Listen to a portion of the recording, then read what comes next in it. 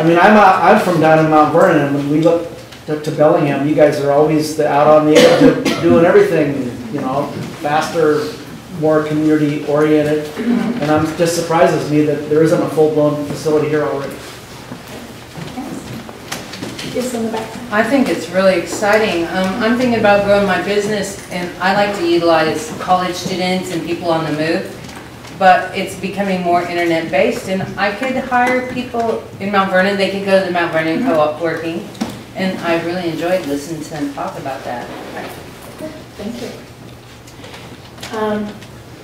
So let's talk about, someone mentioned coffee, Kelly mentioned coffee shops. Let's talk what actually is the definition of co-working and how co-working is different from just a bunch of us sitting in woods or dojos, which I often get my work done, until we actually, to Dennis's point, get a couple of co-working places built.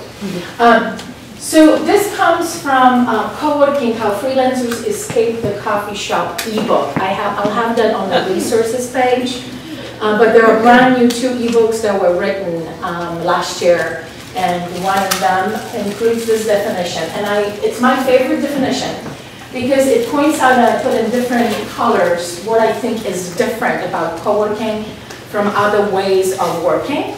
And that is, well, obviously there's more than one person, otherwise there's no co-element to it. But there is an intention to work along one another and create shared value. So when I go to a dojos or woods, there's no intention on my part or anyone else's who's sitting at the table next to me that we actually going to support each other.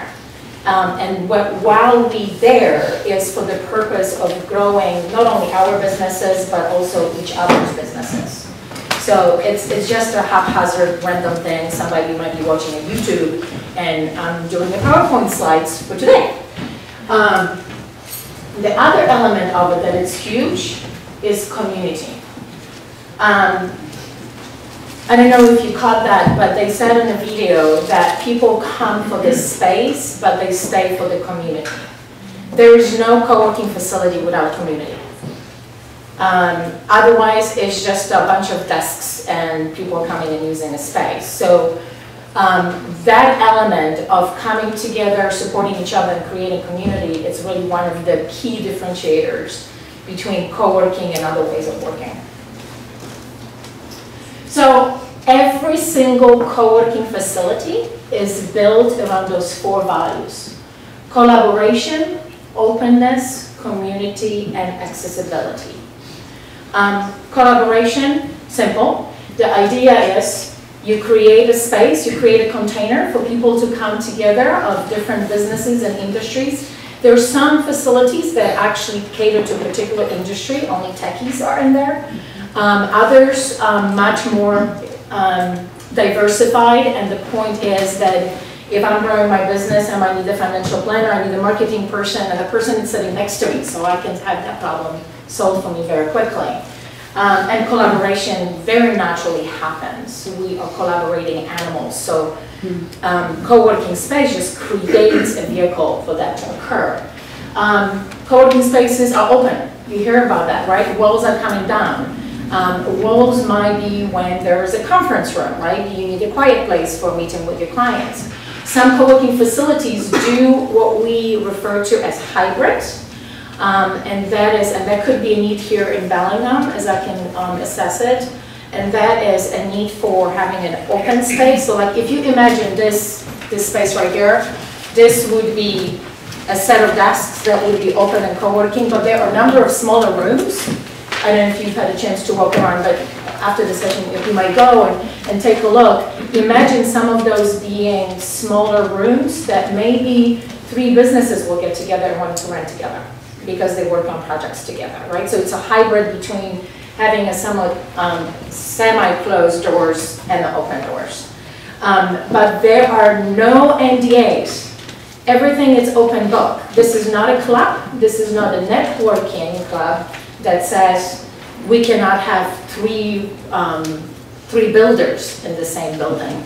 We cannot have 3 web designers in the same building because they're going to compete. So this is really open book, and it's designed on openness.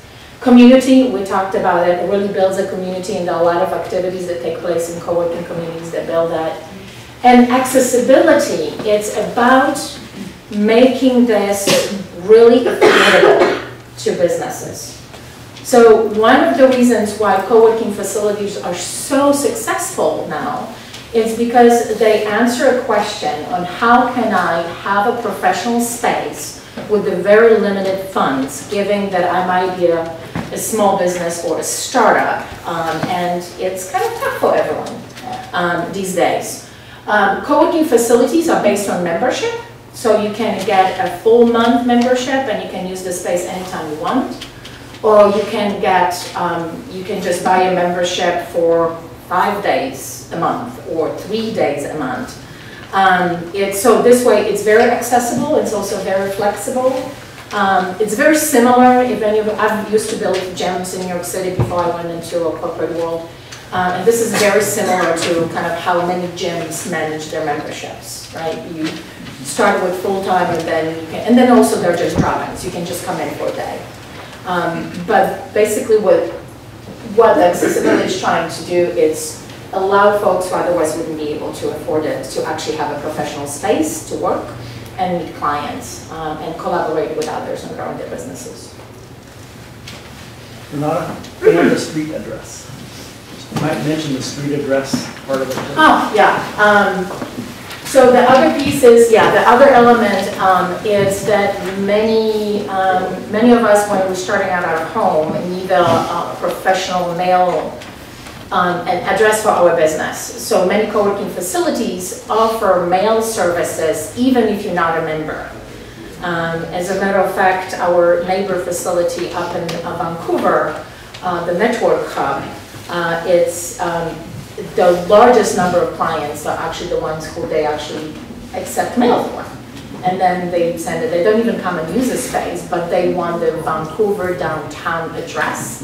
Imagine how much they would have to pay to actually have it. Now they can pay 25 Canadian dollars a month and they have it. So yes, thanks for bringing that up. So I hear this question a lot in Bellingham. So is that Gateway Center? And I say no. So how a co-working space is different. Gateway is an office rental facility. It's an executive center, so it provides beautifully equipped individual with walls and doors spaces. So you step